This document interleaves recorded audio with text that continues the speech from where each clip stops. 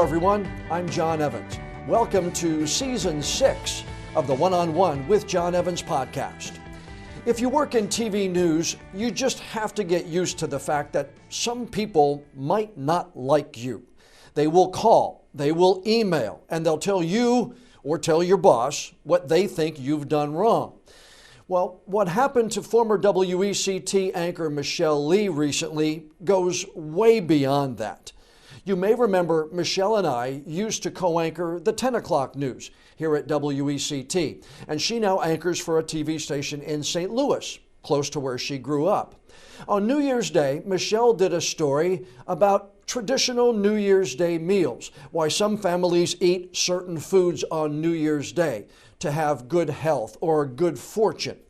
And Michelle, being of Korean descent, shared that her family on New Year's Day eats dumplings.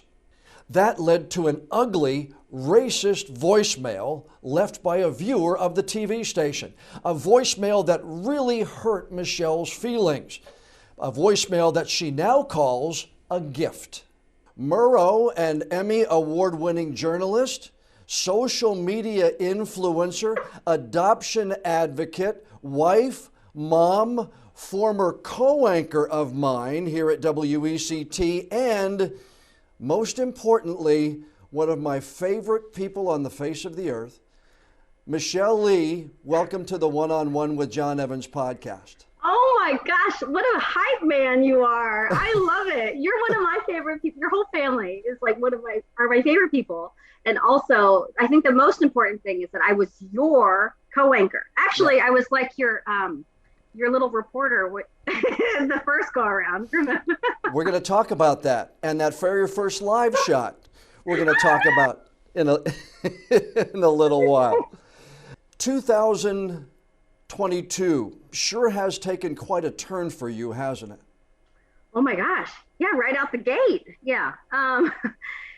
It was weird, John. It was so weird because, that incident happened where a woman called in to complain about me being very Asian and needing to keep my Korean to myself. And, if a white anchor said that what foods they ate, they'd get fired, all this stuff. And then just having that turn into a viral situation has been insane. I mean, I've had calls and emails from literally all around the world. It doesn't even seem real. Like I'm living an out-of-body experience, to be honest. Well, just to recap here, you're anchoring on New Year's Day. You do a story. I'm mad about it. Yeah, it's the holiday. You do a story about some of the traditional meals on New Year's Day that people eat, whether it's pork or whether it's green beans or whether it's in your case you mentioned dumplings, and you talked about it, and then you just kind of as an aside talked about your tradition, and boy, what happened after that is just hard to believe. Yeah, I think what? Okay, so going back to like that actual story, you know how those stories are. It's like 20 seconds. It was a full screen. It wasn't even like, this big story. And, it's like Americans eat, like what you said, like greens for, wealth or something, prosperity, Mm-hmm. And then I did actually talk to my producer and say, I'm just going to add this line. And she was like, yeah, that's great. And so it was just an ad-libbed line. It was intentional, but I just said, oh yeah. Or I said something like, I had dumplings, because that's what a lot of Korean people do. You know me, I'm adopted. So like the Korean culture that I incorporate in my life is very intentional for our family. Yeah. And then also Korean people, by the way, they eat this thing called dakguk, which is like rice cakes and dumplings. So really dakguk is like the main feature. And I thought, oh man, I'm going to get my Korean card taken away. But I worked so hard for it. I'm going to get it taken away. But most of the time people do eat like, the dumplings with the rice cake. So anywho, so it was a nothing story. And actually I got a couple of emails, or not emails, but like posts on social media that were like, thank you for mentioning that. That was so cool. I heard that, my daughter's making that soup for the first time. It was just very subtle. Right. But then I got that voicemail. And You know, those of us who have been in the business for a while, you have to grow a thick skin because especially now in social media, people are very quick to send something. I call it the enter muscles, where they think they're big and strong and they hit enter and they've done what they need to do. But this person, this woman, took the time to call your newsroom, and boy, the racist call that you got, number one, it broke my heart because I know how much you're trying to do your culture in your entire life. But I can't fathom what it was like for you to hear those words. Yeah, you know what? You're right, John, especially about having a thick skin. And, you know, if you've been in the business for 10 minutes, you know, like, okay, people are not going to like a lot of things about me, and I'm not for everybody, you know, and you have to all of us, work not around just you, but all everybody. of us. Yeah, right. So everybody knows, like, okay, this is just part of the business. You're in a public situation, so not saying you deserve certain criticisms, but you're going to get them, you know, and it can be everything, like everything, your voice, your hair, your whatever. I think for me, hearing that, it was like, wow, that is shocking, you know, because it was so, like, she was so confident about it, right. And it was so blatant. And when you say something, it's like, I don't know how to explain this. I think a lot of people can empathize, though, because they've probably been in a situation where you share something that's so, the word I'm looking for, crazy. You know, like you share something where you're like, God, that is so crazy. Yeah. And people might not believe you. You know, if I said, man, if I came home and I just said, man, some woman called me very Asian and told me to keep my Korean to myself, someone might go, are you sure she meant that like that? Or, you know, or did you hear her right? Are you sure? I could see that people have always been in or a lot of people have been in a situation like that before, you know, where it's like so audacious. You just can't believe that is true. But when you actually heard it, that's when you go, oh, people actually believe that, and then say that, and then look up the station phone number and then call and leave a message. Yeah. You know, you can see that happening as a comment on Facebook or, you know, a tweet or something. Yeah. But if you're going to take the time to look up the phone number and make the effort to leave a message, you really wanted to be heard.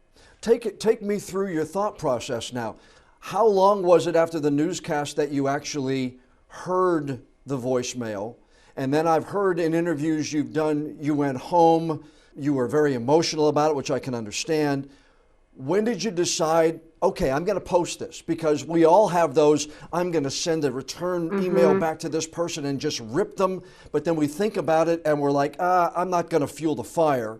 But when did you decide that, all right, this is what I'm going to post and I'm going to let everybody know what was said to me? Okay, so let me think. It was between the 6th and the 10th. So, you know, here in the Midwest, we have a 10, not an 11. So my assignment editor sent it to me kind of just like a what in the world thing. Can you believe this? And we are now on these systems where you just send it in an email. Like we're on I think it's called Ring Central or something. So we don't actually pick up the phone. I don't even know how to use my phone, by the way. They gave us instructions and I'm like, wait, I just can't pick it up and call. Anyway, so it's, you know, we're on this system. So it's, you know, saved in an email and sent to me. And I was actually leaving a video message for one of my friends. And I was playing it and it came over on my computer speakers and she was like, what? Like, she like messaged me right away. Like, what was that? Because as soon as I played it, I actually was like, oh, I got to go, and hung up my video message for her. And then she texted me back right away and was like, holy crap, I'm so sorry. So then I was like, oh, I don't know what I'm going to do here. But I just played it and listened to myself playing it. And then I sat on it for a minute. I mean, more than a minute. I sat on it and then I was like, I think I'm going to post it. I think I'm going to post it on Instagram. So that's what I did. I posted it on Instagram because then you can do the captions. And it was just, I didn't say anything. I just listened to it. Right. And I think personally, I don't want to get away, but I think that personally, that was the beauty of it. That was the beauty of that post, how you listened to it while she was speaking. But anyway, go ahead. Okay. Well, I guess you can't get in trouble if you're just listening. I mean, usually. So, but that wasn't even really, I mean, I don't know how it works. Like sometimes, you know how you think like the universe must have been guiding you some way because, you know, it wouldn't be unlike me to say something stupid, you know, back. And it wouldn't be unlike me. Just holding my tongue is kind of a weird thing in general. So, but I just posted it. And then about that time, we were close to the 10 o'clock newscast. And so I went out on set and I just was telling my friend and the meteorologist working that night, who co-anchors with me, his name's Jim Castillo. And I like started getting upset. And I didn't realize like how upsetting it was to me when I think I was just processing it is what I'm trying to say. You know, like, because at first you're shocked and then you're like processing it and you're like, holy crap. Yeah. So I was emotional for that newscast, but I don't think anyone would have seen it. And then I went home and I was just kind of devastated. Like I just talked to Jim. I had already sent it to him, you know, so he was like, are you okay? And I was like, I don't know, you know, I don't know. And so it was really sad and heavy. And then I went to bed, Sunday morning you get up. What was your first inclination that, this thing is taking a life of its own? It's just my phone. I can't even imagine what people go through. You need a Sherpa when you get viral because my phone was just blowing up. All these notifications on Instagram and Twitter. And I was like, what is happening? And I looked at Jim, because you know Jim. I looked at Jim and I said, I think this is getting some traction. And Jim looked at me and he smirked, like he was like, okay, come on. You know, like, who do you think you are? That kind of stuff, you know? And so I was like, I'm serious. Anyway, he disappears, you know, probably like, you know, takes a shower, goes to the bathroom, whatever. He comes out, you know, an hour, 2 hours later, I don't know, and comes to me and he's like, Michelle, Rex Chapman retweeted you. Yeah. And you know, Rex is like Mr. Twitter. Yeah. And so I was like, and then he said, I think this is gonna get big. He's like, when Rex retweets it, it's gonna get big. So then I said, what? Anyway, and so that's how, and then it actually blew up even more. Yeah. And then it's just had a life of its own. So well, my daughter Abby actually called me. We were at a friend's house next door on New Year's Day. Oh my gosh. And or on Sunday, that Sunday afternoon. Sheila and I had gone out for a bite to eat for lunch and we came back and Abby called me and said, Dad, Michelle Lee is trending on Twitter. And I was like, well, yeah, Michelle's trended before. She's done a lot of great social. She said, no, Dad, Michelle is trending on Twitter. So that's when I got on and I saw the hashtag Very Asian going on and it was like, wow. Yeah, it's crazy. It's crazy. I wouldn't, you know what? It's terrifying. It's really? It's not like, there's a part of you, right, that probably thinks like, oh, it'd be so neat if I could get exposure to something or, you know, because I posted it. I mean, I posted it with the intent of people seeing it. But you really think it's going to be like the same 150 people who comment on your stuff. You know, you don't really think it's going to go out into the world. Yeah. So, so that's a lesson, you know, like, oh yeah, people could really see this. It happened to me. I trended the day I had the interview with President Trump at the airport here in Wilmington. That's right. I saw that. Yes. Yeah. And, you know, you don't think, you know, I got called every name in the book. I mean, you know, for me, it was an unpleasant 48 hours. For you, though, I mean, it just seemed like people wanted to reach out to you, give you a hug, pat you on the shoulder, and really say, hey, you know, you're right, this person was in the wrong. And so you had to feel, I would imagine, the support of social media, because a lot of times when people are trending, it's not necessarily that way. But in your instance, it was. And that's what I think was so great about it. It was great. But okay, so a couple things. you know how when when you have a big life event, like say a wedding, you invited all those people to your wedding. Yeah. But when they start showing up, you're like, oh my God, I didn't think you were going to come, like, or like, I can't believe all these people are here for us. That's what that kind of moment felt like, but like times a million. Yeah. And so that was just, it was humbling and overwhelming. And then you start getting terrified because you're like, oh my God, my boss, am I going to get fired? That was my next question. Yeah. And then you think like, how many times did I put my son out online? Um, then you start thinking like, did I ever say anything stupid 10 years ago that someone's going to find? I mean, that's not an invitation for someone to come find it, but I don't think I have. I can't think of anything that I've even said that's remotely like controversial, just because of, we have work accounts. I've only been online because of work. But you start thinking about all those things, or like, no one's a perfect person. So you're just thinking like, gosh, am I going to get canceled later for something that I don't even remember I did? Anyway, so it just becomes this terrifying kind of paralyzing thing. But at the same time, you're like humbled because it's a gift. Yeah. This woman, and I've said this, so it's probably an old to hear, but it really was a gift. And in some ways, I just felt like it was a win because I still don't know her name. I just know her voice.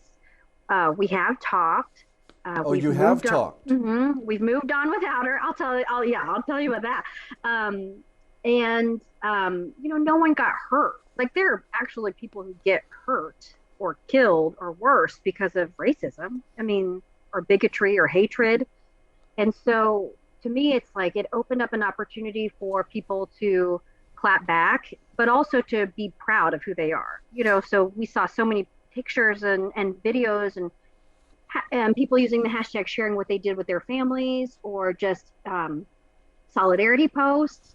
I mean, it was a real beautiful thing. And I think it opened up a conversation, and really she's the one who opened up that, not me. Yeah. She did it. So, yeah.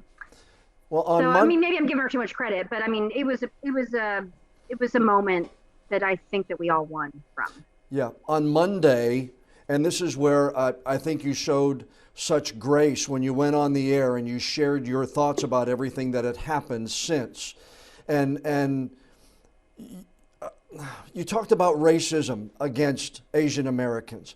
And you talked about, the quote you have here in your body has absorbed 42 years of racism, discrimination, and at times actual violence.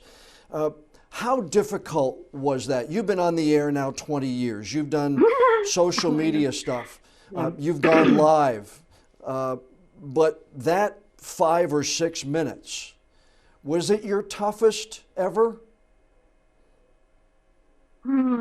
Yeah, it was taped because I didn't want to do it live. I taped it twice. I mean, just right after the other. And we used the second take because the first take, I really couldn't get through it. And then we taped it and then we did an animation and then I came out live. Okay.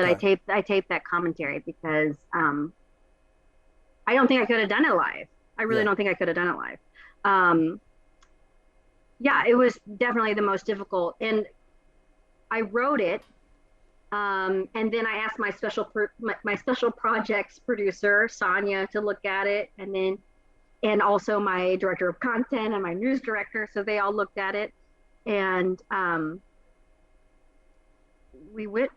just needed that support to make sure, like, does this make sense? And they didn't change anything. It was great. I just took out little lines for time, but they didn't mean anything. They were kind of throwaway lines that I had in there. So anyway, it was really tough, but because I felt so much support from my colleagues and my managers, even the corporate, like techno corporate, some people reached out to me, and I felt, I don't know, just like protected, like I couldn't do any wrong if I came from an authentic place and one that wasn't damaging to somebody else. I wasn't out to get her or anything like that. Right. Yeah. And that's why I think, when I talk about the grace part, you didn't blame.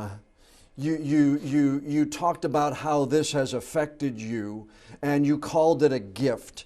Whereas a lot of other people would say, "Can you believe this lady?" I mean, you had, and I keep using the word grace, because I really think truly that's how you handled it. How did the hashtag Very Asian? Whose idea was that? I know she mentioned it and everything else, but how did that all kind of develop? Well, I think I didn't post Very Asian. So a colleague of mine or I should say colleague of ours, she's her name's Gia Vang. She is the morning anchor at the NBC affiliate in Minneapolis. She retweeted me and she talked about Hmong food, and then she wrote hashtag Very Asian.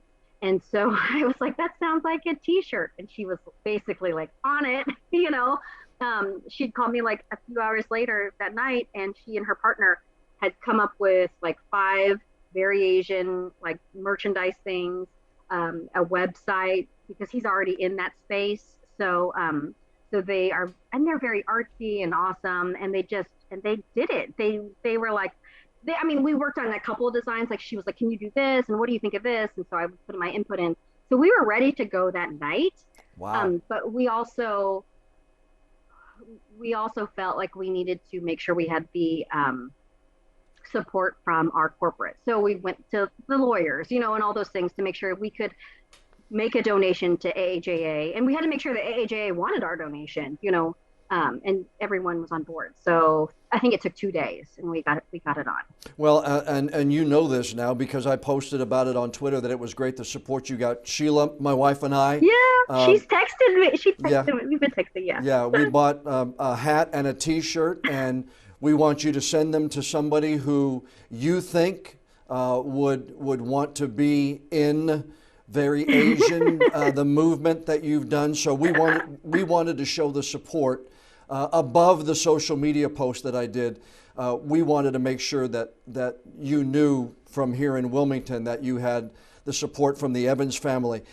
Oh my gosh. Thank you. Thank you for that. It's awesome. The one thing I wanted you to talk to me about a little bit more is that, we've done stories about racist and attacks on Asian Americans, especially a lot of elder Asian Americans. We've done the stories, and a lot of it, since people called it the China virus when it first came out, a lot of it has kind of escalated since then.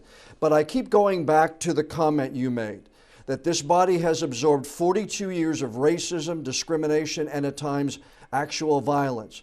And to think some people lose their lives simply because a racist is annoyed they exist. How can you make someone like me, someone who has never experienced racism, someone who has never and can only understand maybe this much of what you're going through, how can you make someone like me better understand that? Can you put that into words? Because I want, not only do I want to support you and AAJA and Very Asian, but I want to better understand. And I want you, if you can put into words, to tell me what that's like. Oh gosh. Well, John, first of all, you're already doing the work. You're talking to people. You work in a newsroom that is diverse. Your co-anchor has a diverse experience. Your wife, your children, they all have different experiences. It might not be an Asian experience, an Asian American experience, but I really believe this. And maybe this, sometimes I'm like, do I come off too soft? because I do believe that people want to do better and they want to learn, and I don't ever think that I have stopped learning. Like, I am always learning. Right. So, because I grew up in a white household, like my whole family is white, so the work that I've had to do for myself is actually like all learned, like no one was in my house saying like, you should do this, or, in our family, we do this. Like, no one was saying that to me. So, I'm just lucky that my parents were supportive of like me going to camps and stuff as a kid and all those things. But I think we do all experience some sort of ism, and I'm not saying that one is better than the other, or anything like that, but we can all have empathy because we have all experienced sexism or ageism or, I mean, there are so many other things. Right. So you don't have, just because like I'm married to a white guy doesn't mean that he doesn't experience things on his own. And it also doesn't mean that he can't have empathy, or be, I guess, like an anti-racist. I think reading material is really good. I mean, How to Be an Anti-Racist was a great book. If you don't have time for it, then listen to it in an audiobook and you can be done with it in, I think, like 10 hours or something. It's a great book because even the author talks about how he had bias and racism towards his own people, and how we can all be racist or have racist acts, or racist thinking or follow racist policy. Right. And, I just want to do better for myself, but for my son. I think when you become a parent, you really start feeling things differently. Like me being a boy mom, I'm always like, oh my gosh, how am I going to instill confidence in my son so that he can go out into the world and do good, but also he needs to be a feminist. Also, he needs to be all these things, Mm-hmm. And I'm sure that, you've got 2 daughters and you've got a wife, you've got a son, but, so I'm sure that you're like, my daughters can do everything that my son can do, and everyone has felt something. So taking that experience and having empathy for others, I think is a good start. Cool. I don't know. Does that make sense? Yes, it does. I mean, Okay. and I've had this discussion with Fran that I want to do better, and I'm trying. In this day and age, I think you have to try to be better at so many different things. You mentioned your son. How is JJ? Is he understanding any of this? Oh my gosh, no. But I do think that it's inspired me to be really conscious of what we are feeding him in his life. Like we do sort of speak basic Korean to him on occasion, but like I was thinking like, you know what? Now that we're in Missouri, he has no other females in his life who are Asian. So not that he needs to necessarily be only around Asian people, but his whole family's white except for me. So I'm thinking, oh gosh, I need to do better at finding resources and finding people in our lives who reflect our family. We don't have, our story is very different because I'm an adoptee. But I have friends, transracial adoptee friends, but it's COVID, so it's hard to get together. But I'm like, we need to do more things and have a family that reflects us because he's mixed race, so Right. it's important that he finds other mixed race children as well. And I say that just because with me being an adoptee growing up, it was always cool to hang out with other adoptees. Mm-hmm.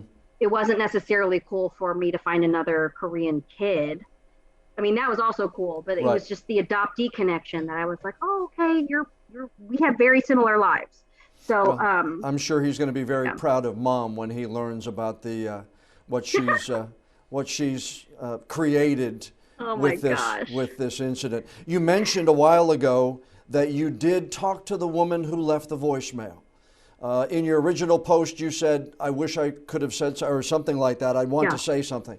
Can you take me through? I don't want to get in where you don't want to be, but what was that conversation like? It was good. It was also a little confusing. So I had called and left a message that night that we did the commentary and just said, no shame, I just want to talk to you and maybe have a conversation. So she called back, and I think the best way to describe it is it's complex. So she apologized. I believe she is sincere in her apology. And I think for me, I think the thing is, race is not going to get solved in one conversation. So we did promise that we would meet up one day when it's COVID safe. And I think that's a good start. And I actually gave her resources, if she wants to talk to other people about race, she certainly can. And she was receptive to it. I think for me, it was just, I don't believe her apology was hollow. I believe it was sincere and authentic, and I think she meant it. And I do think that there are probably other factors that are contributing to what she says that maybe I'm not comfortable sharing because she hasn't said anything to me. But there were just some things that didn't add up. And even when I asked her questions like, well, what did you exactly mean when you said, I'm just being very Asian or to keep my Korean to myself?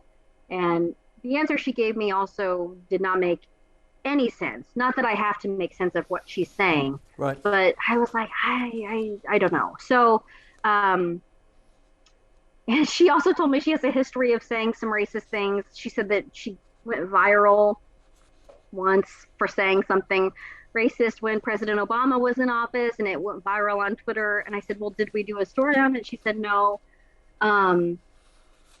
So I think that there's just some work that needs to be done. I'm not here to do all that work for her, but right. I think it just goes to show you that race and bigotry or all those things, ignorance, can be really complex. And ultimately, I said, well, she's sorry. I accepted, and we can move on without her. We can say that I don't have any beef with her, and I feel very, very strongly that because of how everything worked out, I don't want her to lose her livelihood. I don't want her to lose her job. I don't want her to, have some sort of mental stress over it, because we have turned it into something positive. And she has to do some work, and I'm sure I have to do some work. So we'll just kind of move forward from there. Where do you want this to go? You've turned it into something positive. You and Gia have, turned it into something that will benefit AAJA. But where do you want this to go? Do you want it to stimulate conversations? Do you want people to have a better understanding of the racism and the attacks against Asian Americans? What would you like to see on the back end of this? It's a really good question. I'm actually trying to figure that out now. When the hashtag really started taking off, I noticed a lot of people would say things like, I'm mixed Asian and I feel seen. Or I had messages from adoptees who said, thank you for speaking up. I felt like no one has ever said anything about me being an adoptee. Adoptees have struggled to find their voice in the AAPI community. I think people of mixed race have found it hard sometimes to be seen in the AAPI community as well. So to me, it was like, and then also I should say a lot of people responded with hashtags like openly Black or very Jewish, so I feel like there are a lot of people who connect with the idea of we should all really be working towards self-acceptance, self-love, because when we can love ourselves, we can love other people, really. If we carry around hate in our heart, we can't really love other people, so I'm thinking I would love for it to continue. To say that it's a movement is crazy to me, but I know other people have said that. So if it's a movement, I want to keep the momentum going. Yeah. But what does that look like? Yeah. Because so many of us don't just identify with one thing. I'm a journalist, I'm an adoptee, I'm, the mother of a mixed race child. There are all kinds of things, but I know that a lot of things in society still don't reflect my experience. It's really hard for me to find a children's book that speaks to JJ. Right. So, is there a place where, is it about curating content for people to feel self-validation? is it a foundation that raises money for X, Y, and Z causes? People are really convincing me that this could be a real thing. So, I'm just looking at it. I've had lots of conversations with people to see if this is really something. But Yeah, nonetheless, I hope people just use it as a way to feel good about themselves. Well, I think it's helping at the grassroots level, just again from looking at the social media and the posts, but it can also help at the 10,000-foot level. I think that's what's the great thing about it, is that people can use it in whatever way they need it. Yeah. You know what I mean? And I think that's the beauty of it. What's it like to be the story rather than write the story or cover the story? Because you've literally been everywhere. CNN, Today, Washington Post, New York Times, Ellen, for example. It's uncomfortable. It is so uncomfortable. But it's, if you are doing something for a higher purpose, then it doesn't feel as bad. But yeah, I have been humbled, and at the same time, I feel like, okay, I got to put my big girl pants on when I go on Ellen, like I got to use full sentences, and and remember what the message is, because the one thing that I don't want is that even though I am a human being and this is happening to me, it is not about me. And so I think that's when things get weird, is when people make it about themselves. Like, this happened to me. I've responded in a certain way. It spoke to people, but like, I'm not the movement, like people are excited to share their own stories and their own pride. So that's what, you have to remember. And then how do you help people feel good about themselves in a way that is meaningful and impactful? So, but it's horrible to be the story. But was it? You definitely have more empathy for people when they go viral, or. But was it a little bit cool to be on Ellen though? Yeah, it was. But I swear, I had a total out of body experience. Like, if you ask me what happened, I don't know. I have no idea. And when it comes out, or when people see it, I don't think I want to watch it. I don't want to. Just tell me, did I make a fool out of myself? And then I might watch it. I don't want to watch it. You didn't get scared, did you? She didn't do anybody coming out of the box on you, did she? No. Okay. She was really great. And it's funny because to see how the donuts get made, it's really interesting. Everyone was super great. She was fabulous. She only talked to me like during the commercial break, because she tapes like 2 shows a day. You just get thrown in a green room, and you're sitting there talking to the producer about what's going to happen, and you're not really retaining any of it because you're thinking like, okay, I'm nervous, and they really do try to prep you so that you have the right expectation when you go out. Like, these are the questions that she's going to ask.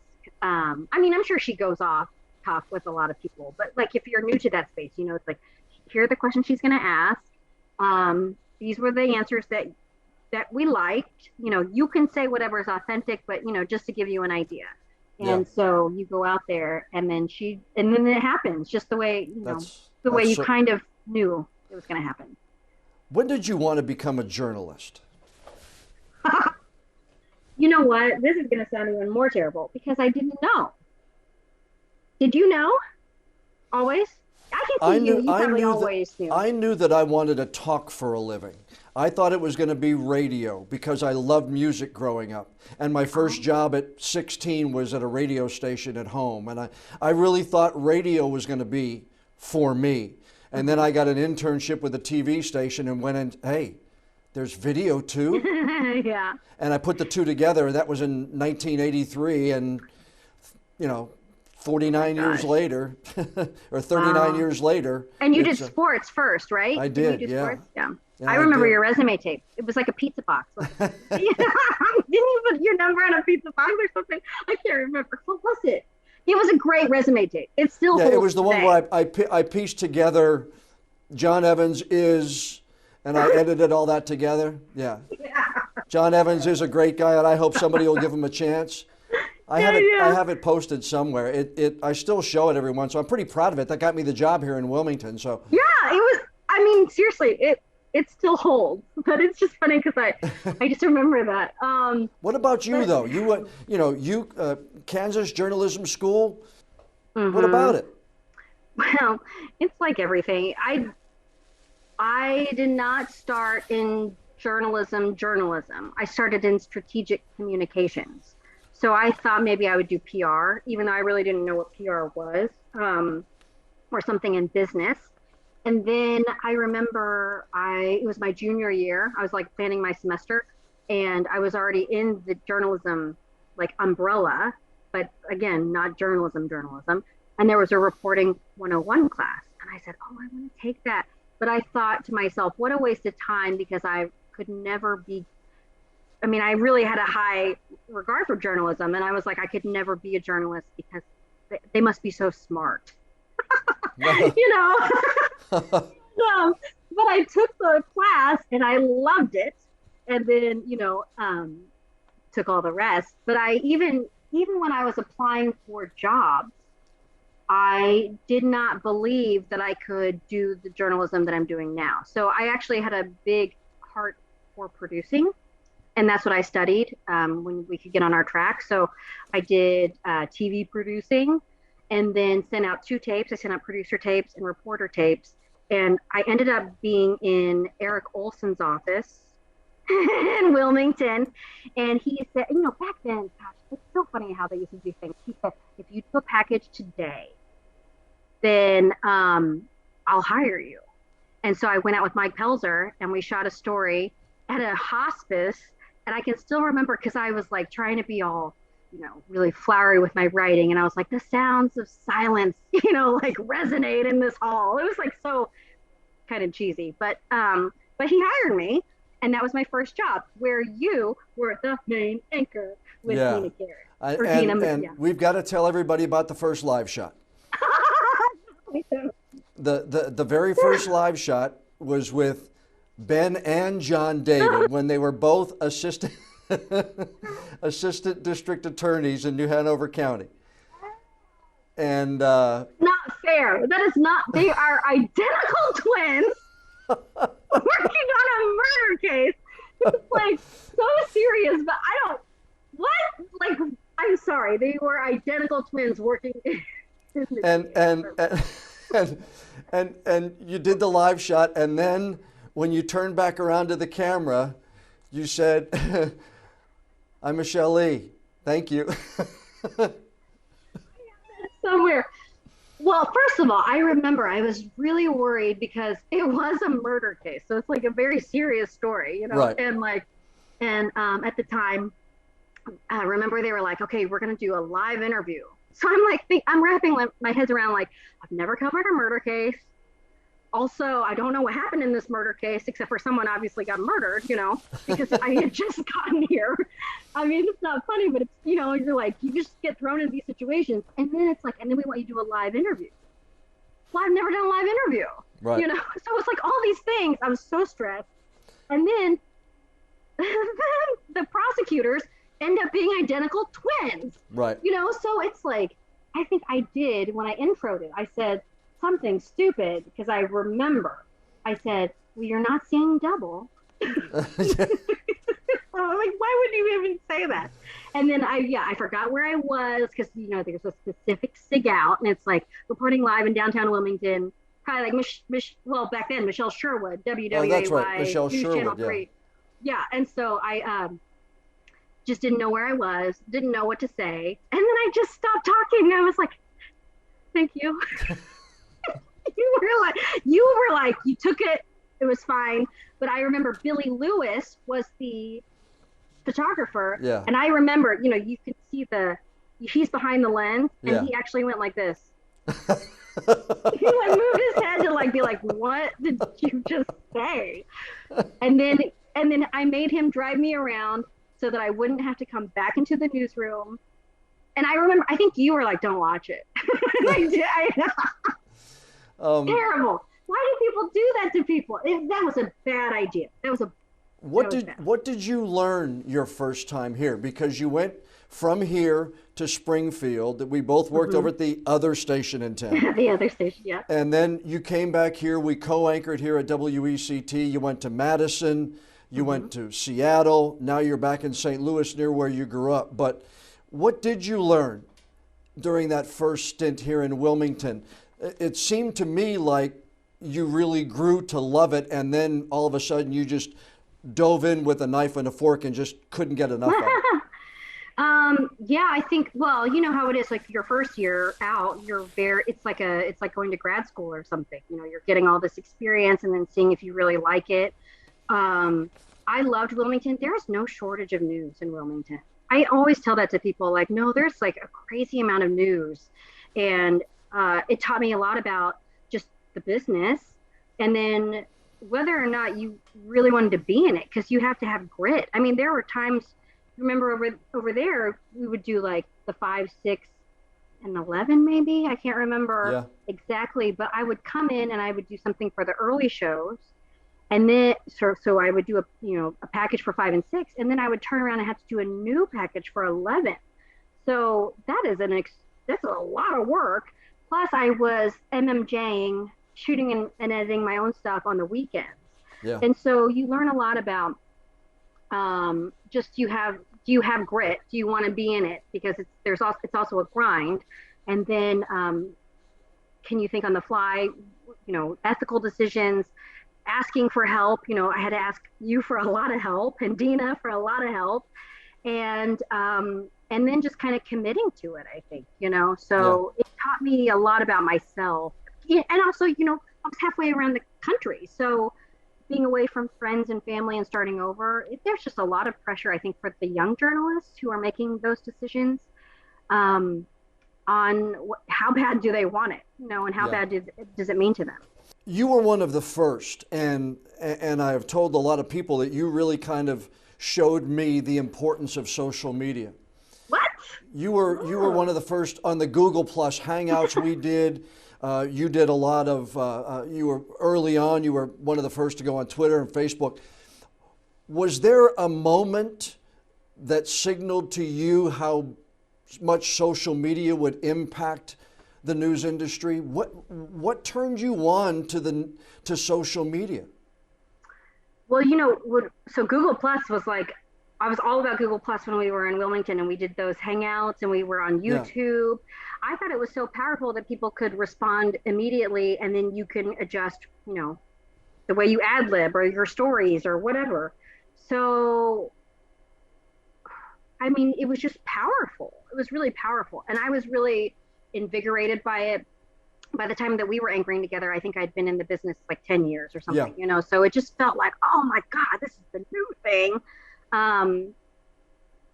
And now I go back and forth. Like now I have really sharply, I wouldn't say cut social media off by any means, but now it seems like less spontaneous. Even though what happened to me was spontaneous, don't you feel like more protective over social media now? Because Google Plus is gone. I loved it, but not everyone did. Yeah. But it's also it can also be a negative. When it first came out, it was a way to share things, but now it can be turned into. You talked earlier after this whole thing came up, or am I going to get canceled? All of that has come out of the way social media has changed everything. But you were early on with the importance of it, and I give you so much credit that you really, through the Google Plus, I would have never gotten into that, and Facebook Lives, had it not been for the ones we did out on the set, doing the 10 o'clock at Fox Wilmington. That was awesome. That's awesome. Yeah, I mean, I still love social media for its like positivity and its wholesomeness, and the immediacy of it. When there's something, if a hurricane's going on and you lose TV, at least you've got the signal to do, something online, right? So it's powerful, and I still think it can be wonderful. But it's like, as soon as you attach to one thing, for instance, Google Plus, then it goes away, because or it's like, or TikTok's for me. I just don't have that bandwidth to do all of those Right. things. So it gets kind of like, oh man, but it is powerful. And I do, wow, thanks for saying that. I loved our Google Plus Hangouts. I thought those were a lot of Yeah, fun. they were fun, especially when family members from far away would get in for the first or second time. Yeah. That was a lot of fun. And How, I do think one thing it's just that I think people also need to see you or me or whoever in a real life way, because chances are you're not going to meet half the people, right. that are connecting with you on social media. And so they need to see that you're an authentic, real person who lives in the community that you're serving, rather than just a news anchor shouting down from a mountaintop, because Yeah. we're just people, and we're not rich. Well, you might be, you're probably rich. But you know what I mean? Like, we're just normal people who decided to commit to the community in this way. And Yeah. so, I tell people God blessed me with a big mouth. I just had to learn to use it the right way. Uh, yeah. in your mind, how has the pandemic changed our industry? Like logistically, or just what do you, In overall? well, in many ways, I feel like it really highlighted the need for local news, right? Because you need to know what clinics are available and vaccine status and all those things, or what your school's doing. But at the same time, I think from a tech standpoint or from an industry standpoint, I feel like newsrooms are not what they used to be. Like, newsrooms should not be in an actual newsroom. Like, we can all do our work remotely. We can all still tell the same stories by not going into places that might be dangerous. We can do Zooms. We can do all sorts of things. The tools are there and the resources are there. We don't necessarily need to do the big production like we used to. But like, I'm usually remote 3 days a week now, which I kind of love. I also kind of hate, because Yeah. if my kiddo's home, then it's like, it's really hard to juggle those two things. But I just think that it's amazing that we have all these tools to still tell the story without being in a place that would jeopardize our health. Yeah, And but then, I sure miss those days when everybody was around and you could bounce a story idea off somebody. Or, yeah, Michelle, what does this sound like? How do yeah, you think this is? I think that, journalism, although I think Skype and Zoom have become accepted now, that you could do an interview like this. I would much rather have you right here in this digital studio going back and forth oh yeah, yeah, I than agree with or that. doing an interview. But I do miss the double anchors with Fran on a nightly basis. What are you guys Because doing? You're not anchoring together? no, because of we were separated, but now because of the cases going up again, we have single anchor shows again, and you have to do it because of to be careful. But just those times when you could be around each other and lean over. Fran, what do you think of this story? Michelle, what do you think of this? The I always tell people, one of the reasons that I work so hard is because I wasn't as good a writer as Michelle Lee. No. I wasn't as good a tease writer as Frances Weller and Dina Garrett were. So I felt like I had to work more, but I felt like I got better working alongside you. I felt I got better working alongside Dina and a Fran, and I miss that. Yeah, likewise. I mean, you're better because of the people around you. So, obviously I got so much better when I worked with you the first time and the second time. But it's yeah, I miss the collaboration when collaboration is there. A lot of times I think as a reporter or something, you're just given your assignment or you put your story and you're out the door. So yes, in some ways, definitely collaboration and the friendships. Like, my husband's at home all the time, and I get to go into a building every now and then and see people, and that does so much for your brain. It does so much for, like, your sanity. So I definitely think that is important, and I'm missing it. But I think that also I've discovered that I could, when I was 100%, I do like 50%. I do. We don't have to be in person 100% of the time. I like 50%. So yeah, I think that you're right. Collaboration is huge and is missing. and at the same time, the technology's there to get our work done. So there's got to be more of I think, of a balance. And I think managers and newsrooms or whoever need to work with people, see what they're comfortable with, what they want to do, what's going to work for their lives.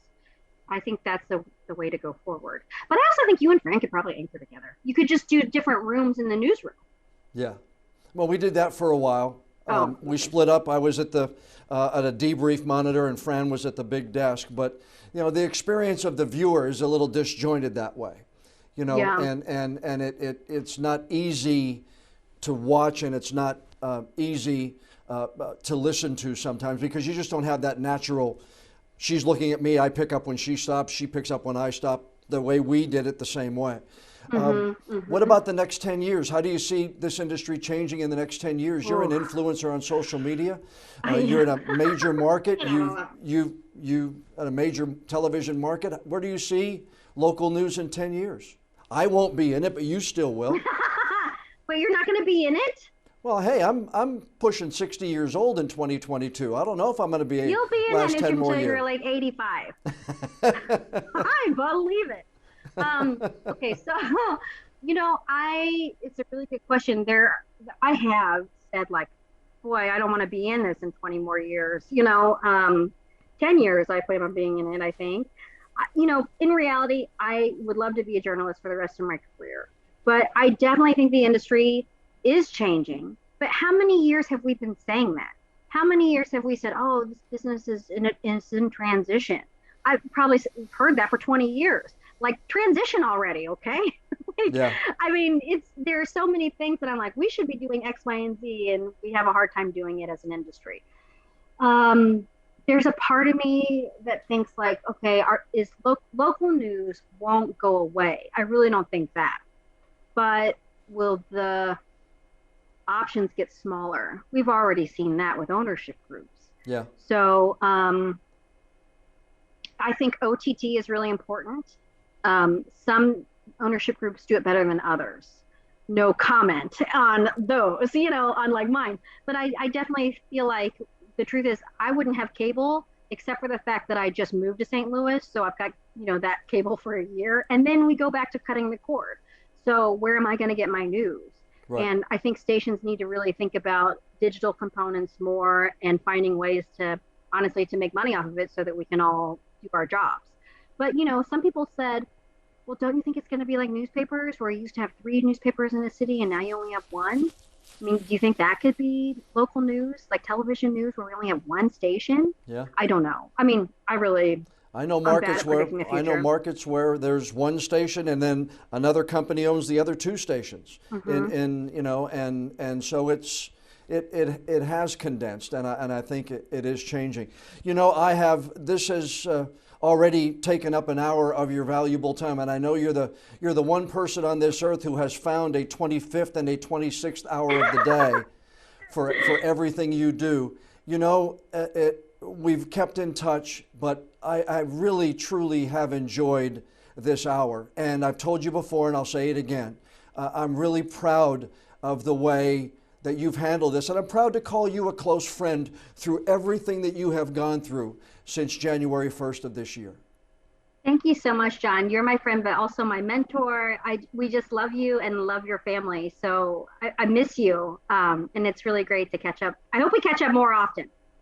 I would love to do that, but I appreciate you. I appreciate you being on the podcast. Give JJ a hug for me, and give the legendary Jim Van Dillen, your other half, a high five or something too, because you've got a beautiful family and you're doing great, great things on the air and off the air. Michelle, thank you so much for your time. Thank you. I want to thank Michelle Lee once again for sparing some of her valuable time and for the way she handled a very ugly situation with grace. You can follow Michelle and find out more about her at michellelee.com, and you spell her last name L-I. And you can also support the Very Asian Foundation that she has now founded. It is very-asian.com. Now, before we go, I'd like to ask you a favor. Please download and subscribe to the One-on-One with John Evans podcast on whatever app you use to listen to your favorite shows. If you like what we do, please tell a friend. Suggest that they follow the show too. And if you would, please leave us a rating or a review. The more feedback we have from friends like you, the higher we'll be listed on the apps and the better chance we'll have of bringing in even more new listeners. I'm John Evans. Thanks so much for joining us for this episode of One-on-One.